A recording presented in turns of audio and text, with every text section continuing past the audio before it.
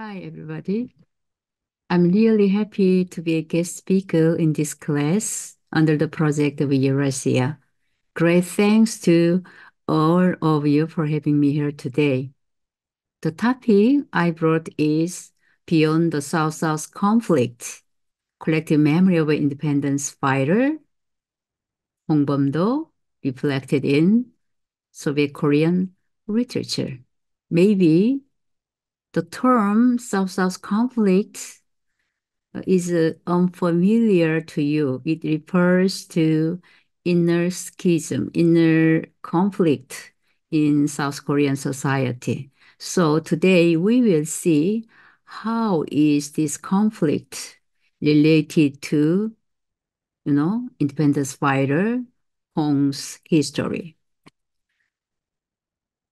Let's see the significance of this topic.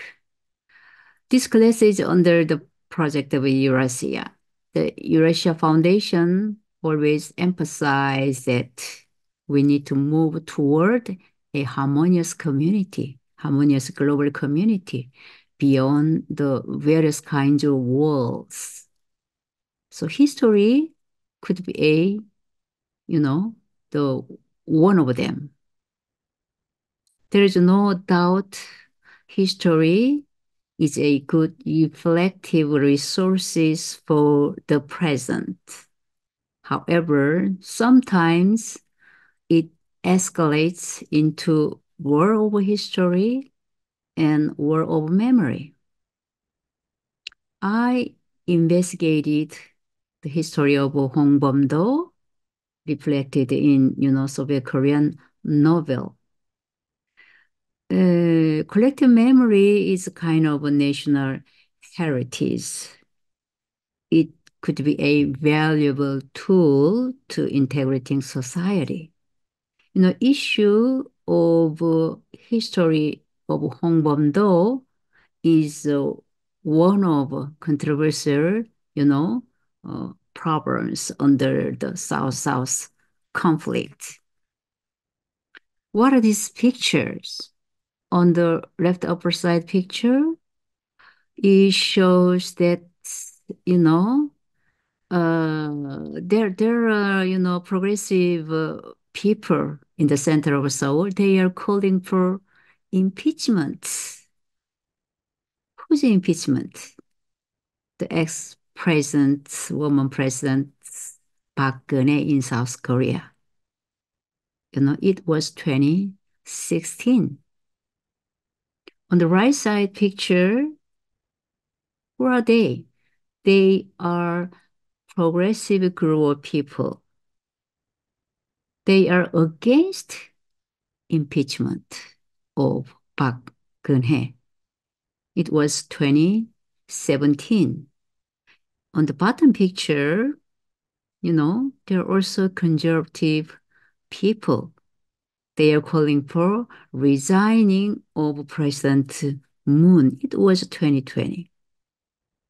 So many conservative group of people were not satisfied with, the progressive regime's policy. So let's see the historical background of ideological conflicts in South Korea. 1910, there was, the colonization of Korean Peninsula by Japan. However, Korean Peninsula, was liberated from Japan in 1945.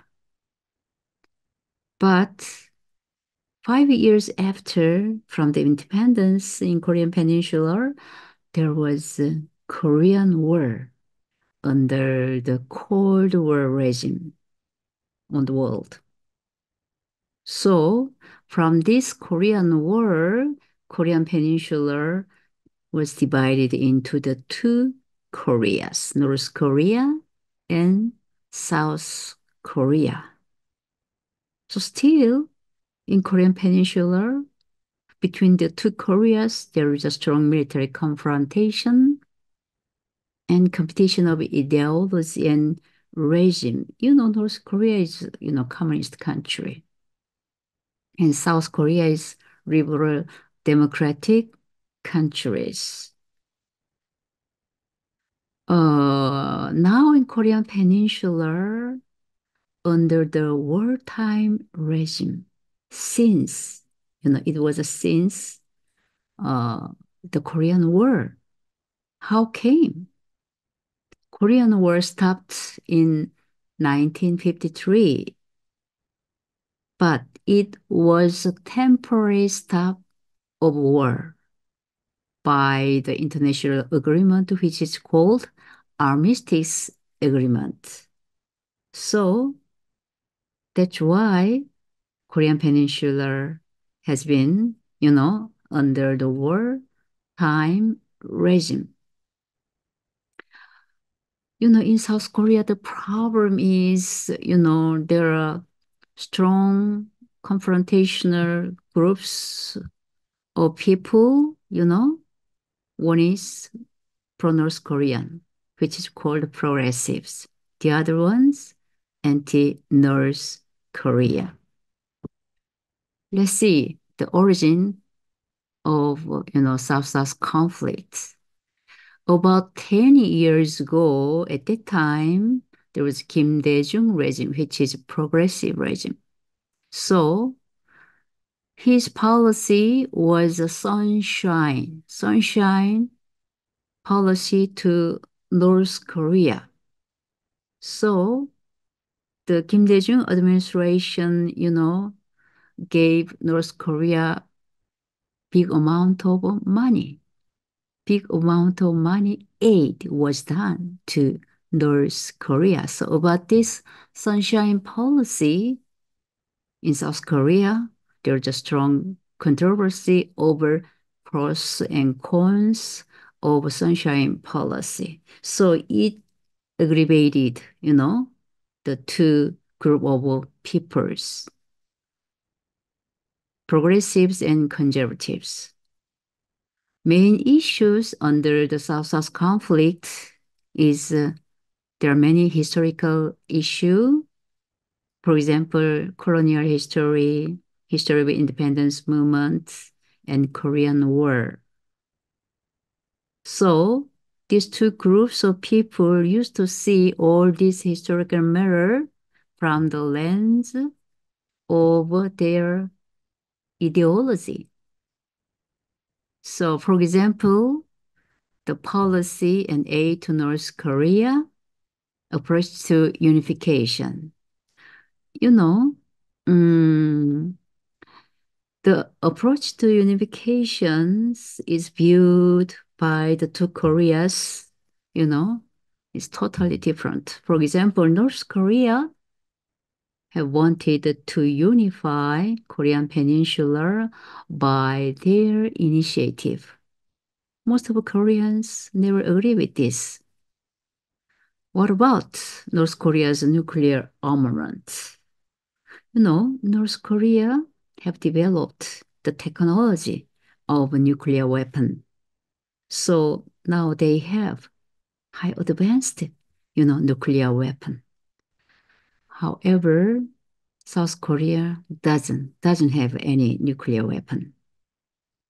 So it means uh, there is, the big, imbalance of a military power. That's big problem for South Korea. So with this issue of North Korea's nuclear armament, progressive sees this problem with a more inclusive lens. Also, the matter of a human rights violation of North Korea, progressive group of people in South Korea, they used to keep silence about this. Conservative group of people strongly make their voice about this violation of North Korea. In South Korea, there is a United States military base. It's from the Republic of Korea and United States alliance since 1953, the end of Korean War. But poorest people of South Korea, they, you know, used to say, oh, we don't need the United States force in South Korea. Why? You need to go home. Uh, but we need to think about it. Without having any nuclear weapons, we cannot compete to North Korea. So if there is another war in Korean Peninsula, it will be a big problem to South Korea. And also there's policies to Japan and China. Is most of, the matter in policy to Japan and China now is from the history of colonization, yeah, history of the Korean War, and so on. Let's see the Hongkomdo's history under the South-South conflicts. The records of Hongkomdo is very, very little. So memory and history about Hongbom-do used to be, interpreted, depending on the people's political inclinations. So some sees Hongbom-do as a national hero, the others communist or communist collaborator. How come? We will see.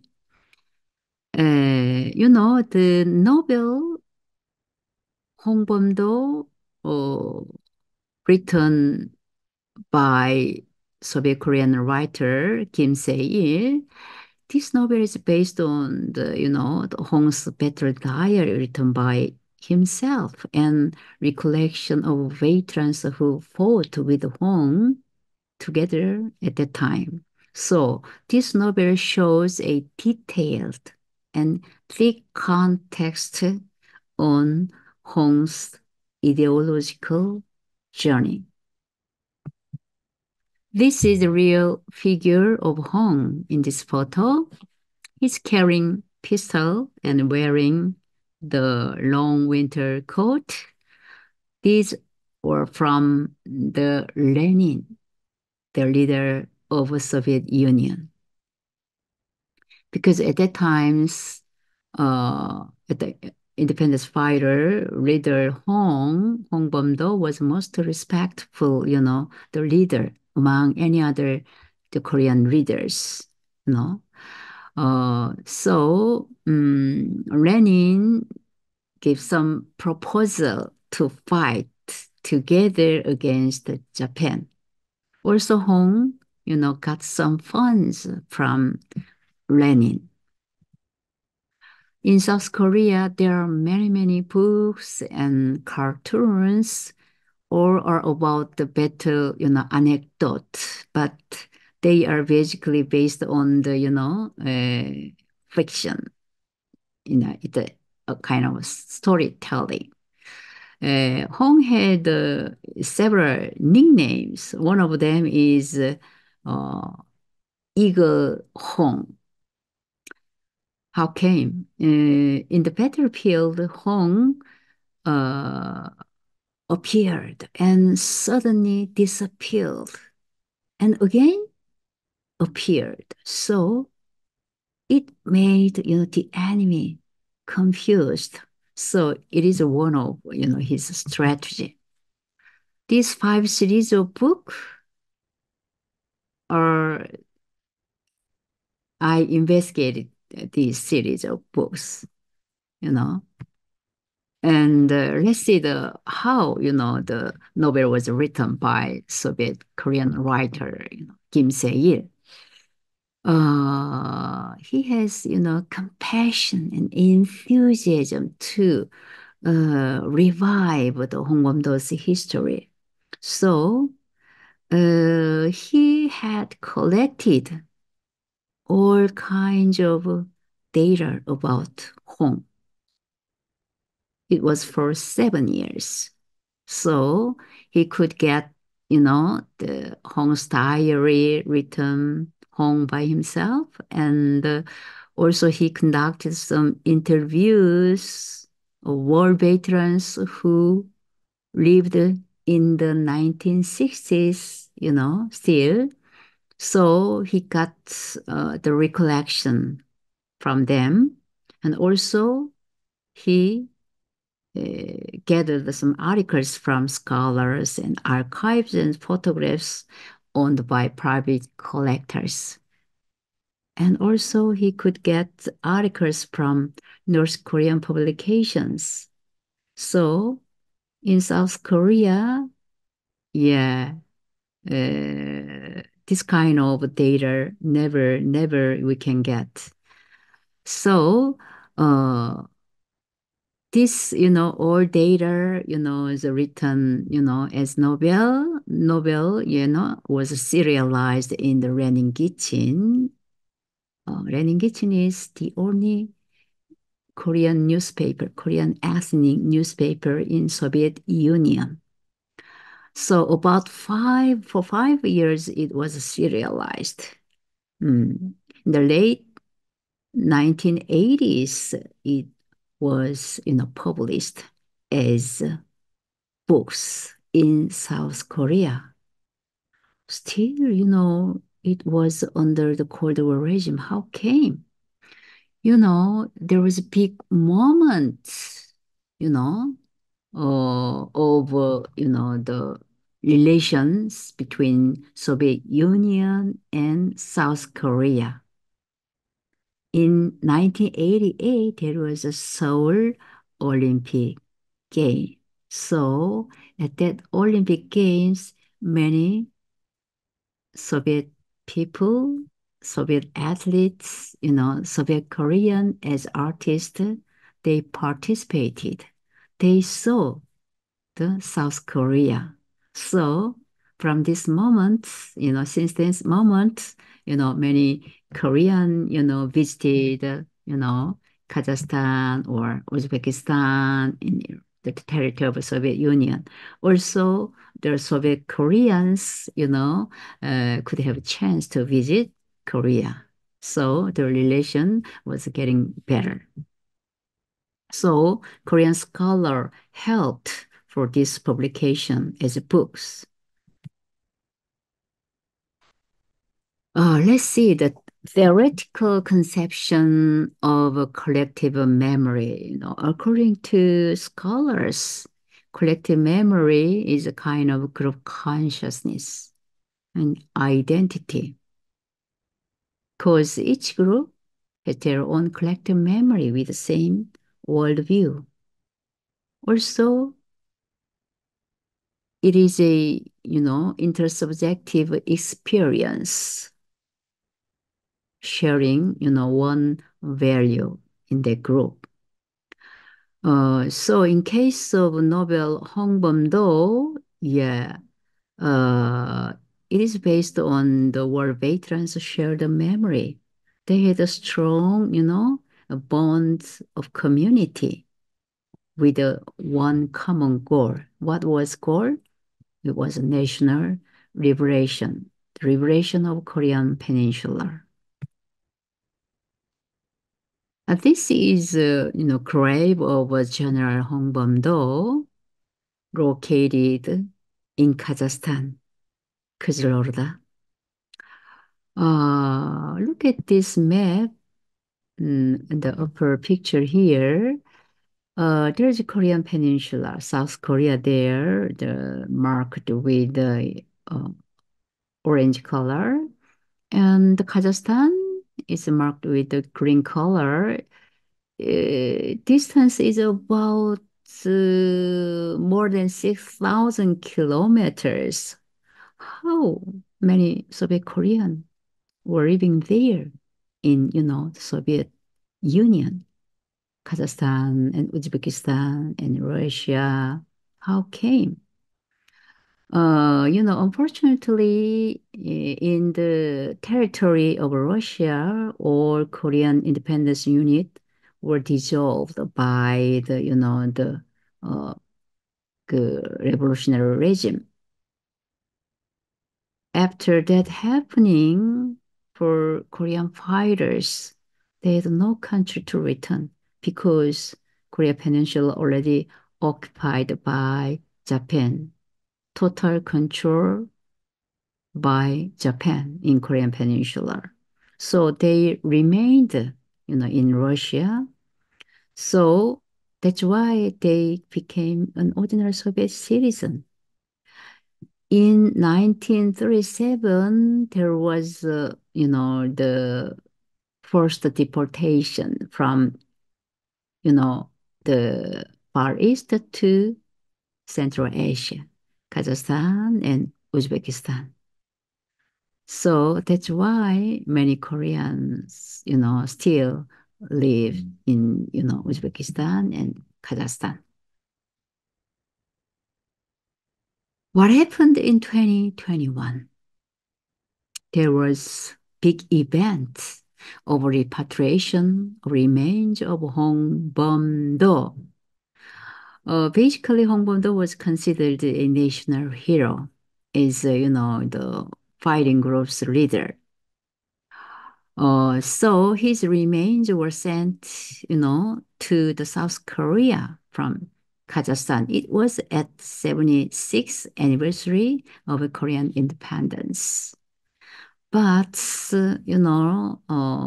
from these, events, the conflicts, South-South conflict, the firing up again between the two political group people.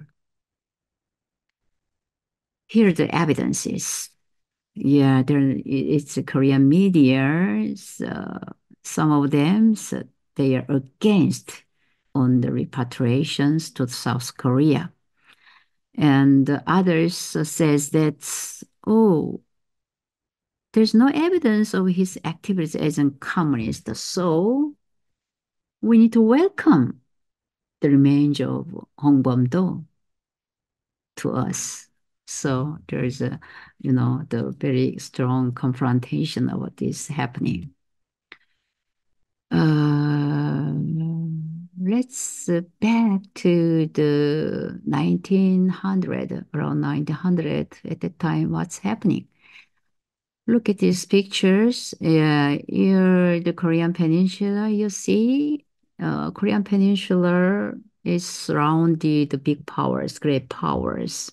There's a Russian Empire, China, Japan, and at that time, many European countries, German, France, yeah. And across the, Pacific Ocean, there is United States also.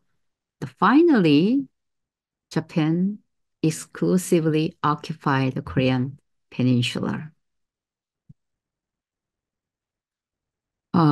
Against Japan's, the occupation of Korean Peninsula, there are hundreds of voluntary writers unit, rose up nationwide scale.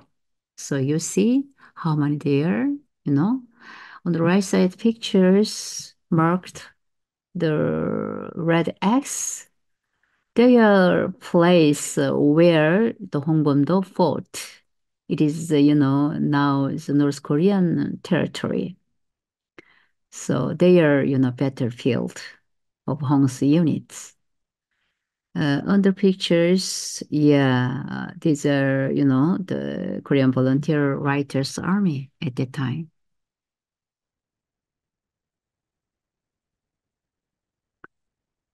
Uh, this picture shows all, the voluntary writers army soldiers and units. They were pushed to the border of Korean Peninsula. Yeah, border between Korean Peninsula and China and the Korean Peninsula and Russia because, Japan's almost, all occupied the Korean Peninsula. So for independence fighters, they didn't have any place. So that's why they were pushed up to the north, northern border. According to Japanese statistics, only in 1920, there were 1,651 anti-Japanese guerrilla, the battle. So you can imagine, among, the independence fighters units, most outstanding leader was Hong Bom-do.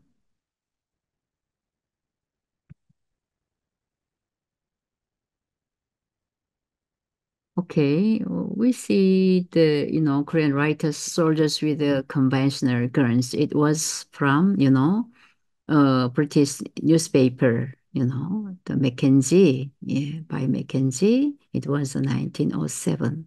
Yeah, they are, holding outdated guns.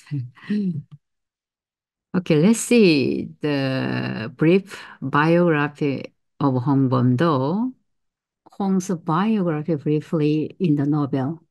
He was born in 1868 in the extremely poor family near Pyongyang in North Korea now. His parents were peasants. They were always, suffering from in depth. They borrowed land and had to return a big amount cost to landowner. Unfortunately, Hong's mother died of starvation, 7 days after his birth. At 9, he became an orphan. However, he had a talent of martial art. Then, in youth, he became expert hunter. He was able to participate in the voluntary writers' army as a fighter against Japan. Then later he organized his own fighting units. In 1920, there were last two major victories in the Battle of Cheongsanni and Hongbomdo you see on this map. At that time, Hong was the most respected hero among Korean leaders. Japan was sacrificed a lot and deployed a large-scale systematic operations to eliminate Korean independence unit on the border. The Korean fighter units could no longer, stand against Japan's operation. There's no place to escape. The only exit was moved to Russia. All Korean leaders had a consensus to move to Russia and there to unite Korean units to make a one strong integrated unit. However, this attempt ended in disaster. A year after this incident, unfortunately, the Korean independence units in Russia were disbanded all in 1922. And in, the 1937, all of Koreans in Far East, were first deported to Kazakhstan. And Hong died in 1947 in Kazakhstan.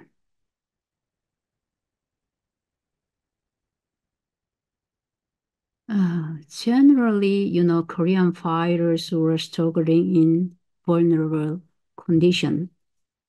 No fund from government. All Korean units were organized by voluntary, fighters. Another vulnerable condition was they used outdated weapons, always suffered from a short supply of weapons and bullets, while Japanese forces was a kind of well-organized, systematic, powerful military, totally supported by their government. Also, in battles, Japanese forces always outnumbered the Korean troops. So far, then it was difficult to fight against Japanese forces. However, Hong used his unique tactics that was able to overcome his weaknesses. 70% of Korean land is mountains. The border region is full of more rugged mountains. He attacked Japanese soldiers to a rugged mountain terrain and then attacked them suddenly. It is called embassy operation. He used these geographical features. Their shooting accuracy was very high because soldiers were all well trained, by patriotics, 홍범도. Sometimes Hong concluded joint operations with other Korean units to lead the battle to victory. They depended on the material support from the Korean villagers. Rebel weapon was basically filled with loot captured in the battles, but it was not enough, always not enough. Hong had to conduct a kind of active fundraising project. Under this project, sometime Hong people took many forceful from the corrupt Koreans and pro-Japanese Koreans who tried to hinder their independence struggle. This violence was justified, in the name of justice by Hong and Hong's people. From now, the slides are the results of my research. Hong's worldview was formed from his dichotomous thinking, justice versus injustice, and the poor versus the rich. This came from his experience of surviving in poor family in the severe exploitation structure of Joseon society. Joseon, was a deeply corrupt society. More than 80% of population in Korea were farmers. They had to return heavy cost for borrowing land. Taxation was overcharged by central and local government. There was military disorder, peasant rebellions. The entire society fell into disorder and chaos. In addition, the country was invaded from foreign power, Japan. This situation made him strengthen his sense of justice and became a patriot. In this Korea's crisis, Hong's sense of justice flared up. He was a well-trained fighter to serve as an apostle of justice. He has an innate martial arts temperament, and he went to some masters in temple to cultivate his morality and personality, to get expert strategy, to be ready as a professional warrior to save his country. His troops were all made up of poor and outcast miners, the hunters. They were considered on the side of justice by Hong. On the contrary, Japanese invaders, the corrupt Korean privileged class, for Japanese Koreans were put into the category of injustice by Hong. So Hong's mission of struggle was determined by his ideology of justice and injustice. While fighters were in trouble on the border, they desperately needed military power to help them.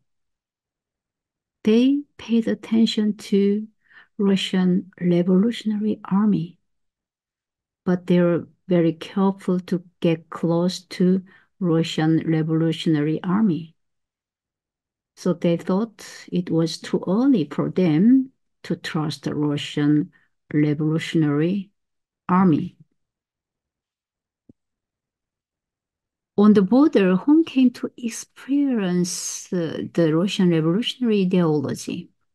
That time was before the revolutionary regime took full control of the Far East from civil war between Red Army and White Army. You know this story, right? In Russia. In Manchuria, near Russian territory, one day Hong soldiers encountered a group of Russian partisans who were being chased by Russian White Army. Hong's people protected and took care of them. All Russian partisans, stayed for 1 year, and in the Hong's barracks, they stayed.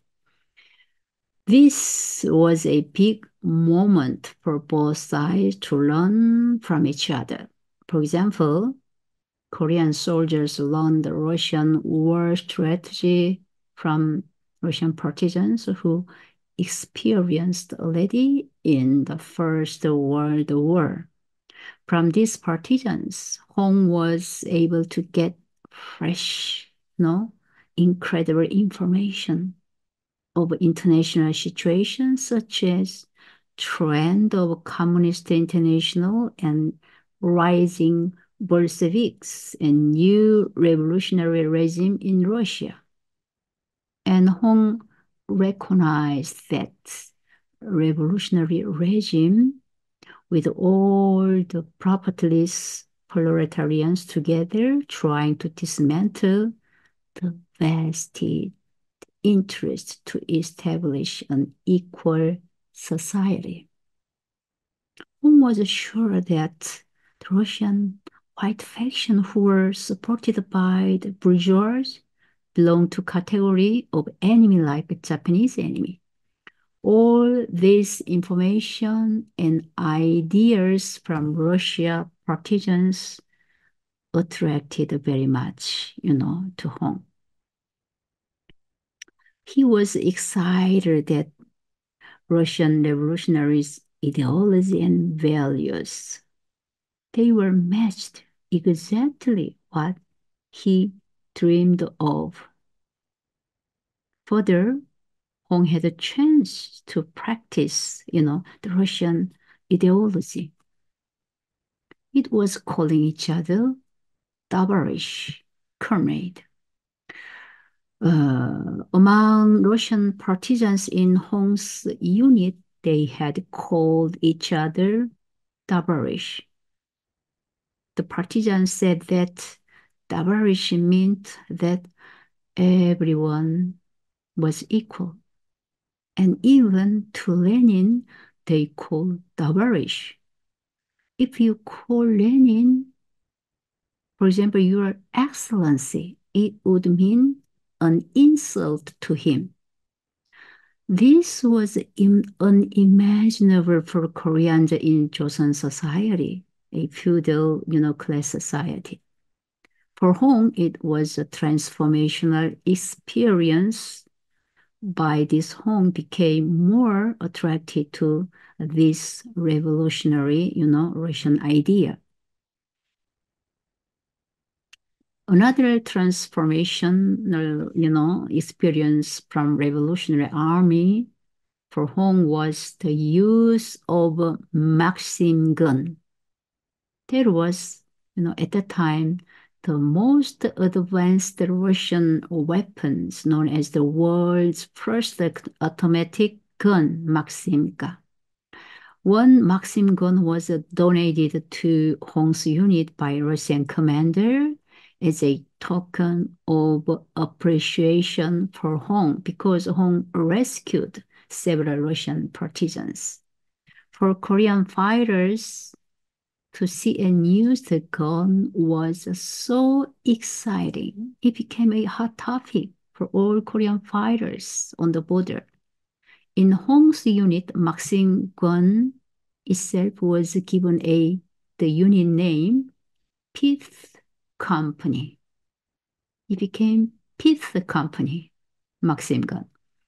This automatic gun was powerful and already worked in the Battle Cheongsanni in 1920. With this gun, Hong led a great victory. There was a big moment for Korean fighters was, March 1st independence movement in Korea. Korea was forcibly annexed by Japan in 1910 officially. On March 1st, 1919, there was a nationwide resistance movement, broke out. This resistance movement was suppressed by Japanese military. There were many university students, Korean students in Seoul among, resistance group. However, the resistant people were crushed by Japan. This movement affected the Russian revolutionary regime. With the news of Korean fighters' big victory and Korea's national resistance to Japan in Korean Peninsula, there was a Lenin proposal to the Korean independence fighter attracting them. Lenin proposed Korean fighters giving a big amount of funds to one of representatives in Korean provisional government in Shanghai. Lenin encouraged them, saying that Korean revolutionary join hands with the Red Army and together defeat the Japanese and White Army. Let's rise up to fight. We will help the Korean fighters in maritime. This proposal attracted the Korean troops because they were in trouble with extreme vulnerable conditions. There was a Japanese massive elimination operation against Koreans on the border. Korean soldiers were scattered into, many other places, and many Korean villages on the border were raided and killed by Japan. After Lenin's proposal, they judged that their only option was to go to Russia as they could no longer hold out, in the border area. All leaders of Korean independence units were able to get a consensus to move to Russia and there to unify all Korean fighters unit into, great forces. And they thought that they had to have some support by Russian Revolutionary Army, and then they, could continue to struggle against Japan. All Korean troops moved to Pre-City. Hong's unit arrived at Pre-City first. Many of units arrived, and some others were coming. When, they arrived in this city, all fighters realized that they were under the total control of Russian Revolutionary Army. The situation resulted in the Free City, disaster. Let's see more about the Free City disaster. Most doubts on Hong's role and position under the South-South conflict were from this happening in the Free City because In that disaster, many Korean fighters were sacrificed. The gathering of Free City for the Great Unification was not successful and resulted in disaster. How did it happen? According to a memorial account of the novel, there was a struggle for leadership between the two factions, of Korean leaders. It was Irkutsk faction and the Shanghai faction. The Korean leaders of each faction had been integrated into a Russian Revolutionary Army before Koreans gathering in that free city. Irkutsk faction leaders who belonged to Revolutionary Army tried to control the Korean fighters of the Shanghai faction. But Shanghai faction leaders were irritated and resisted. Another worst thing was commander of Russian Revolutionary Army ordered disarmament for all independent fighters in Free City. Hong's troops obeyed this order. Hong decided that he had no choice. However, the Shanghai faction leaders and his fighters refused the Russian commander's order. Then there was a surprise attack by Russian commanders' cavalry unit to the Korean who were against the order. There was no accurate and consistent record of a number of victims. According to veterans' memory in the novel, there were 100 Korean killed and over 1,000 prisoners were sent to the labor camp. What is surprising is that, according to the novel account, the Irkutsk faction, Koreans, as well as Hong Bom-do, did not attack any Shanghai faction, Korean fighters who refused the order. This part of history in this novel is completely different from that current many Koreans have known.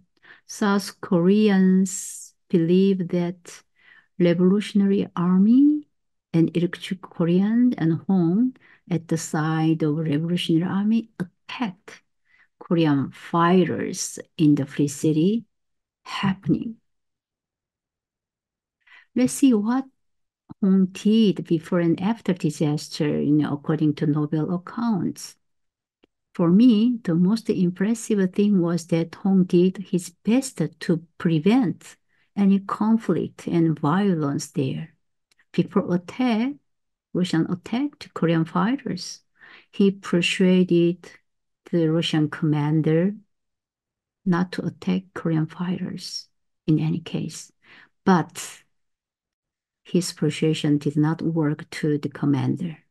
He met Korean deputy commander in Russian Revolutionary Army. From, the Korean deputy commander, Hong was able to get a promise not to commit any violence to Korean fighters. As a result, thanks to his efforts, further sacrifices were prevented in that incident. However, all Koreans who resisted disarming were sent to the Russian labor camp as prisoners. Here was Hong's other contribution.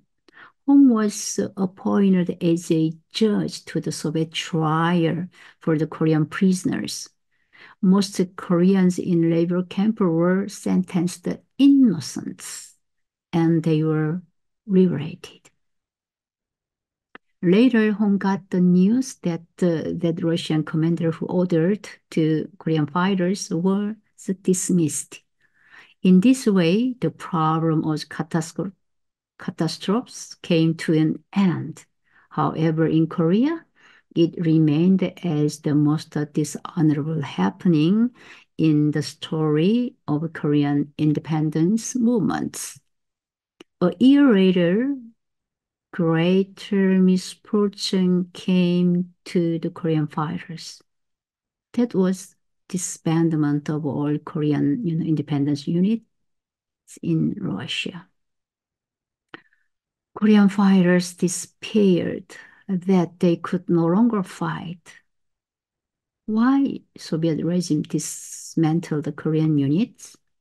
This is because Russia had been pressured by Japan to stop Koreans' independence struggle in Russian territory. In fact, after the end of Sovietization of Far East, the Bolshevik government adopted a policy of stabilizing the Far East region. Then all Koreans were expelled from the Russian Revolutionary Army and forced to work in kolkhoz, collective form of Soviet Union, kolkhoz, and ordinary Soviets. This was the saddest story for Korean fighters and Koreans in Korean Peninsula. In conclusion, we can get some lessons from the novel that could help to mitigate the South-South conflict on Hong's history. On the doubt of his involvement in Free City incidents, he was not responsible for that instance. Rather, he made an effort to prevent violence each other. However, he could not control over the attacks to Koreans because he had limits to control the situation. He was deprived of his command since incorporating his unit into Russian Revolutionary Army. This dissolution of Korean unit was from international political condition. What about stigmatizing Hong Bom-do as a communist or a communist collaborator? Because of his moving to Russia and incorporating his unit to Russian Revolutionary Army, or because he was a member of Communist Party.